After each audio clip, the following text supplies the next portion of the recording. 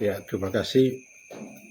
Pada kesempatan ini saya ingin menanggapi ada salah satu informasi yang saya baca di salah satu media, ya, di kontennya Akbar Faisal. Di situ beliau membahas dengan ada narasumbernya, beliau menyampaikan tentang Papua Pegunungan. Ya, jadi saya ingin menanggapi dengan tema bahwa Papua Pegunungan benteng hutan tropis. Maka saya ingin melihat dari perspektif ekonomi politik lokal, nasional, dan global di daerah otonomi khusus. Maka kita tahu tentang Papua ketika dunia ini sibuk membicarakan, lebih kenal tentang hutan Amazon di Brasil sebagai paru-paru bumi. Ternyata di Indonesia memiliki kekayaan yang tak kalah penting, yaitu hutan tropis di Papua. Bahkan melalui Kementerian Kehutanan kini mendorong Papua Pegunungan menjadi benteng hutan tropis di Indonesia, bukan hanya untuk kepentingan bangsa ini tetapi juga untuk kepentingan dunia. Pertanyaannya, mengapa Papua begitu penting? Mengapa negara maju mulai memberi perhatian terhadap Papua?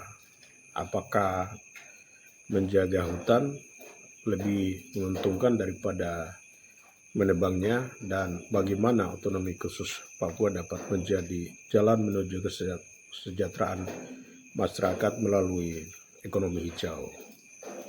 Ya, dalam video kali ini ya kita akan membahas semua secara mendalam dari perspektif ekonomi politik, membandingkan Papua dengan Brazil, Costa Rica, hingga Norwegia.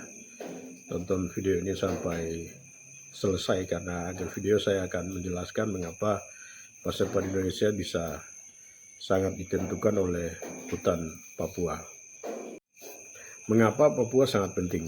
Ya, Papua ini merupakan salah satu kawasan hutan hujan tropis terbesar yang masih tersisa di dunia. Berbeda dengan banyak negara yang kehilangan jutaan hektar hutan, sebagai bagian besar kawasan Papua masih relatif alami. Ya, hutan ini bukan hanya menyimpan pohon, ya, di dalamnya terdapat ribuan jenis tumbuhan, burung cendrawasih, kanguru, pohon kasuari, anggrek langka, serta berbagai spesies yang hanya hidup di Papua. Lebih dari itu, hutan Papua rumah bagi masyarakat adat. Ya, mereka hidup berdampingan dengan alam selama ratusan bahkan ribuan tahun. Ya, karena itu ketika kita berbicara mengenai hutan Papua, kita sebenarnya sedang berbicara tentang kehidupan manusia, budaya, ekonomi, dan masa depan bumi. Nah, belajar dari negara lain.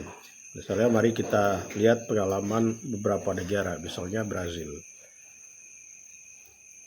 Memiliki hutan Amazon, namun karena pembukaan lahan yang berlebihan, jutaan hektar hilang.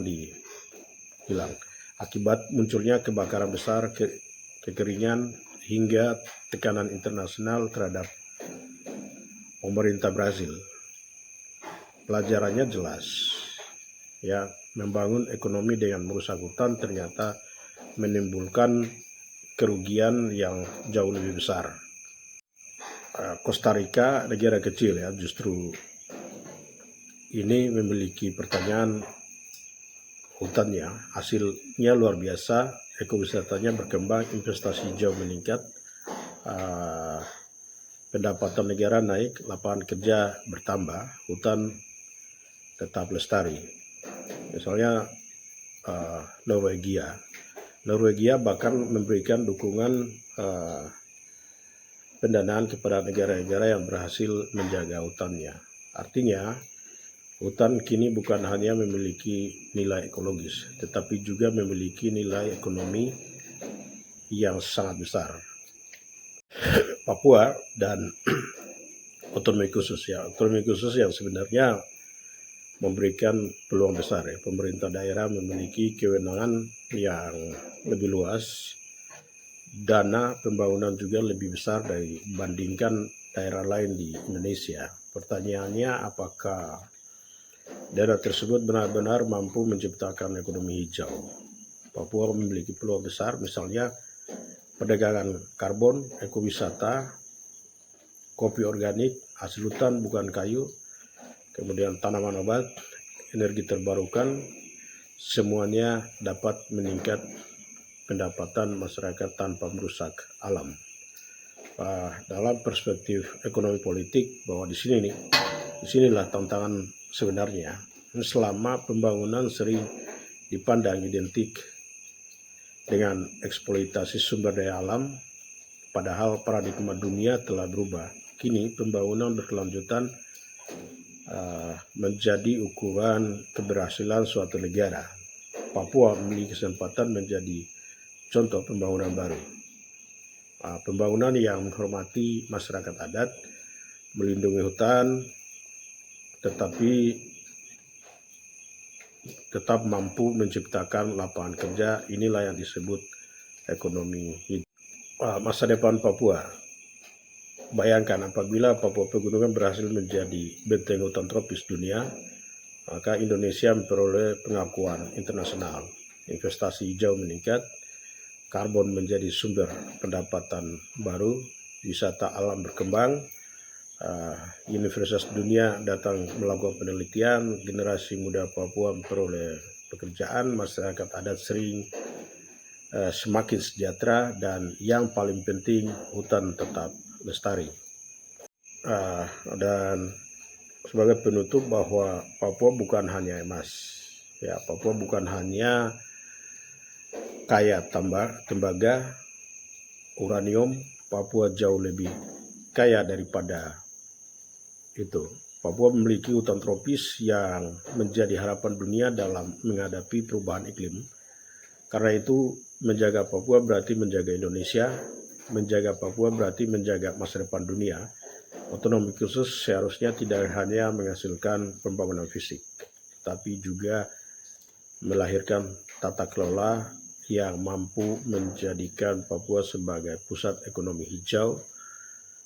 Semoga pemerintah, masyarakat adat, akademisi, dunia usaha, profesional, dan seluruh rakyat Indonesia dapat berjalan bersama menjaga warisan yang tak ternilai ini. Karena ketika hutan Papua tetap berdiri, sesungguhnya harapan dunia juga tetap hidup. Oke, jika Anda setuju bahwa Papua menjadi benteng hutan tropis dunia, silakan klik like, subscribe, dan aktifkan lonceng notifikasi. Terima kasih.